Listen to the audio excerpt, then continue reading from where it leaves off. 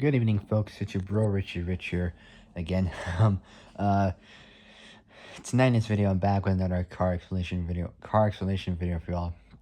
Yup, I did some workouts. Actually, you could tell. I just look crazy, but still gonna do workouts after I finish this. I mean, yeah, sure, my muscles are sore, but still, I got this. Anyways, so with that being said, let's get started with tonight's video. So tonight in this video, I'll be talking to you about the next vehicle, which is the Ford Ranchero. So it's another Ford. So tonight I'll be talking to you about the Ford Ranchero. So without any further ado, let's begin. So the Ford Ranchero. Here we go. Overview as always is first, so let's do it. So manufacturer is by Ford. It's also called the Falcon Ranchero, Fairlane Ranchero, and Meteor Ranchero. Production was from 1959 to 1957 to 1979. So from 57 to 79. Body and chassis next. The class was a full size for 57-59. Compact for 1960 and 65, and midsize for 66 and 79. Body style is a two-door coupe utility. Layout is front motor, rear wheel drive, and is related to the Ford Fairlane, Falcon, Galaxy, Torino, LTD2, and Ford Durango. So, moving on. So the Ranchero is a coupe utility that's produced by Ford between 57 and 79. Unlike a standard pickup, the Ranchero is adapted for a two-door station wagon platform that integrated both the cab and cargo bed into the body. A total of 508,355 units. So 508,355, almost 510,000 units were produced during the models. So almost 510,000 units were produced during the model's production run. Over its lifespan, it's variously derived from full-sized, compact, and intermediate automobiles. So full-sized, compact, and intermediate automobiles sold by Ford for the North American market. During the 70s, the Ranchero names used in the South African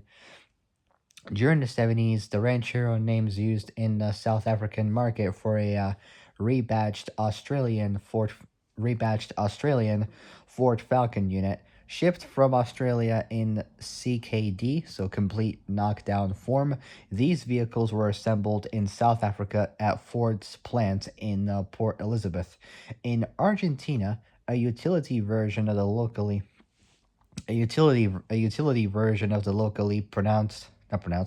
locally produced Ford Falcon was also called a Ranchero.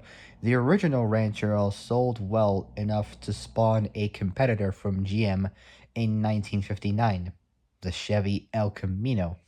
Next, history. The first Ford Model T and Model A pickups were created from roadsters or convertibles by placing a pickup box behind the body of a car. In 1934, Ford Australia's designer Lou Band, I can't pronounce it, but it's spelled B-A-N-D, so it's the word band and the letter T at the end, modified a coupe with a smoothly integrated load bed that could be used like a car to drive either drive to church or deliver pigs to market. It was something similar said in Top Gear when Hammond was testing out the Holden Ute pickup, well, the Maloo pickup it was. So that could be used like a car to drive to either church or to deliver pigs to market. This created the coupe utility, which remains a popular body style known as the Ute in Ute. So Ute in Australia. So Ute in Australia. In North America, however, in the States, pickup trucks evolved into a heavier duty form with cabs and beds that were quite distinct from passenger vehicles. The Ranchero is the first post war American vehicle of its type adapted from a popular. The Ranchero is the first popular American vehicle, well, truck of its type adapted from a popular sedan from the factory. It combined the sleek looks of a sedan with the utility of a light-duty pickup. Next is the Gen 1 from 1957 to 1959. So, overview is as always first. So it's also called the Meteor. So Meteor Ranchero in Canada. Production was from 57, 59. Assembly is in these two states. The first one is at the city of Lorain in Lorain County, Ohio, 25 miles west of Cleveland, Ohio. Not too bad. Population there was let's see, during the 2020 census was 65,211 people, making it the ninth most populous city in Ohio, the most populous in Lorain County, and the third most populous, in Greater Cleveland. And the second assembly in the states was in the city of Milpitas in Santa Clara County, California, located on the eastern shore of San Francisco Bay, bordered by San Jose to the south, Fremont to the north, and the Coyote Creek to the west, and Calaveras Reservoir to the east. During the 2020 census, the city population was 80,273 people. The city is located at the junction of Interstates 680 and 880 and is served by the Milpitas BART station,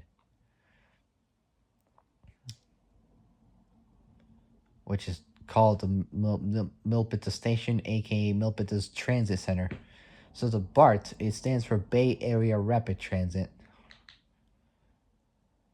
Sort of the rapid transit from Hot Wheels, but oh well, that's gonna have nothing to do with it. Anyway, so it's in Lorain, Ohio, and Milpitas, California. Then the second location was in the town and Lower Tire municipality of Oakville at the seat of the Halton region in Ontario, Canada. In the 2020 Canadian census, population there was 213,759 people, which was with an estimated 233,700 people as of 2024. So 2 years ago. I'm not sure what it is now. Possibly a bit more, a bit less. I don't know. But somewhere around there. Making it Ontario's largest town. Oakville's part of the Greater Toronto Area, the largest urban area in Canada. So that was Oakville, Ontario, Canada. Body and chassis is next. It was related to the 57 Ford. Powertrain is next. So for the motor, we got a 3.7 liter,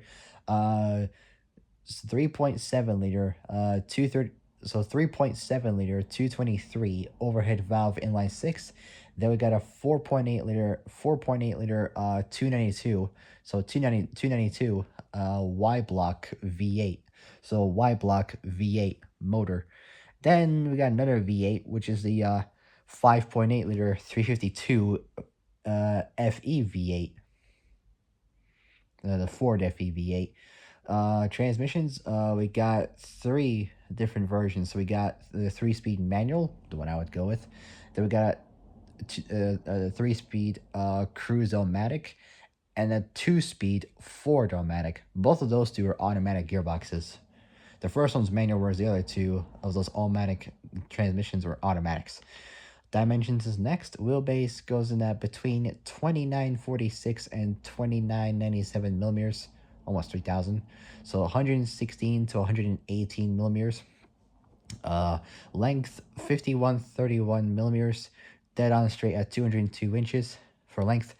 Width 1986.3 millimeters, 78.2 inches in width. Height 1521.5 millimeters.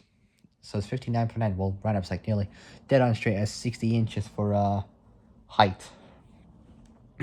Moving on. So, introduced in December 56, 3 months after the traditional September model year startup, the Ranchero is based on a standard and new for 57 full-sized.